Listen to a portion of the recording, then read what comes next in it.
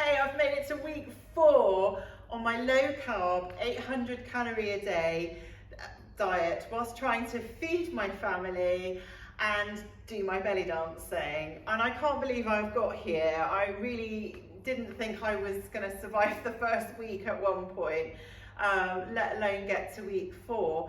And I have to say, I am feeling great.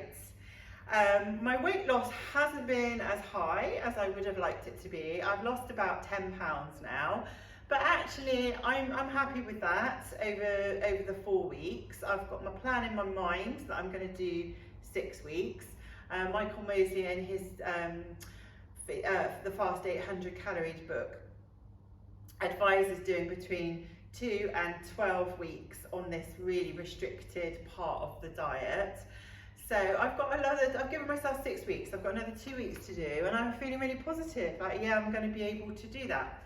Then I'm going to start introducing some carbs back in and just kind of level out a little bit. Hopefully I'll still continue to lose some weight, yeah, I'm actually quite excited about the next 2 weeks and then seeing what the next stage brings. There's been some changes at home. My husband's finally decided to join me on the diet, so hopefully I've inspired him and I can continue now to support him with the diet, which I think is going to be really beneficial for his health. Yeah, I've not felt as hungry this week. I've had loads of energy. I've done a show, did a big show on Saturday night. We did lots of numbers. I did feel hungry afterwards, but whereas normally I'd kind of, you know, go to the burger van or reach in the cupboards when I get home. I was hungry, but I didn't want to eat. It's just like, no, I don't eat at this time, so I didn't want to eat. So that's quite a change for me, because normally I could eat at any time, day or night. So that's a good habit, hopefully. And yeah, I've done my second class tonight whilst being on the diet, and that's gone really well. I felt like I could think and join my thoughts up, and I knew what it was I wanted to teach, and I remembered my choreography, so that was all good. That went well. We've had a really good laugh in class tonight.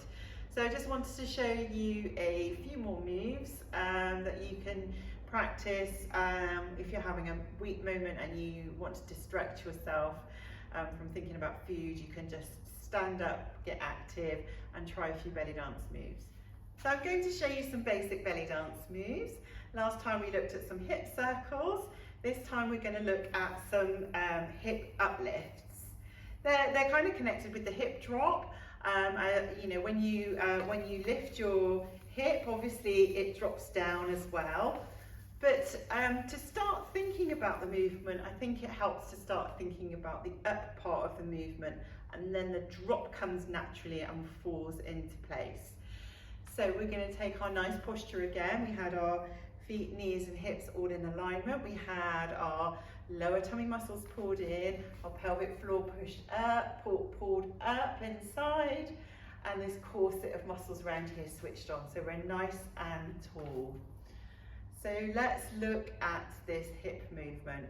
We're going to take one hip in front whilst maintaining this nice position, and we're just going to have the heel off the ground, and we're just going to push the hip up. So the movement comes partly from the muscle pulling up here in the tummy, the lower tummy muscle, and partly from the glute muscle behind pushing the hip up. So if I show you this one from the side, I'll use my scarf to help you. See, I'm just pushing it directly forward, so there's no twist in that movement. It's just coming forward, forward, forward, forward. And when you do the movement quickly, you can see that you get a drop back with the hip as well. So here we had up and drop, up and drop, up and drop, up and drop. But starting with the up, you're going to have to get that drop, and this nice wobbly bit in the bottom that we're really looking for in the dancing. So we can take this movement, and you'll see Shakira do this move quite a lot. She'll do it on one hip quite rapidly. She might maybe step back, do it on the other hip, or she might change direction. do it round in a circle, up, up, up and up. You can do it here, round the other way. But this is a move that you see a lot in the Lebanese style of dancing, and obviously Shakira's got her Lebanese heritage. So that's where that up hip comes from. We can add a little step with it. We can step to the side and push the hip up, step to the side and push the hip up, and up, and up, and up, and up. So again, as with the circle, you can see that with a basic move like this, you can add lots of different ways of performing the movement to add lots of sparkle to your dancing and lots of interest. So a nice way to practice that is to just get a nice rhythm, a nice piece of music with a piece of rhythm, and just get used to that feeling of the step and up, step and up, step and up. And you can play with the position of your hands. You can lift up your hair, take it out to the side, you can cross, open.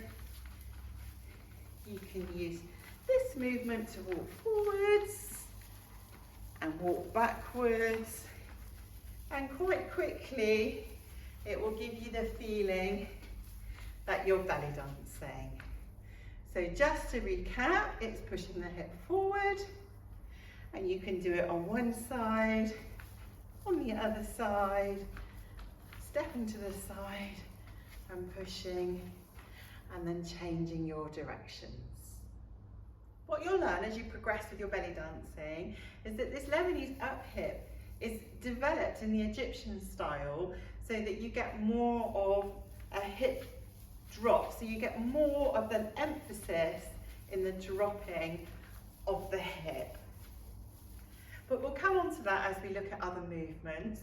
You can also find more information in my belly dance courses, and you can find my Signature Moves Belly Dance Queens courses, which goes through the development of the history of the dance, really from the late 1890s right up to the modern day in Cairo. There's lots of information in there, so please do check that out on my website, arabelladances.com. So here we are at week 4. Let's have a look at me. Here I am from the front, from the side, from behind, and from the other side. So I'll just do a little turn around for you.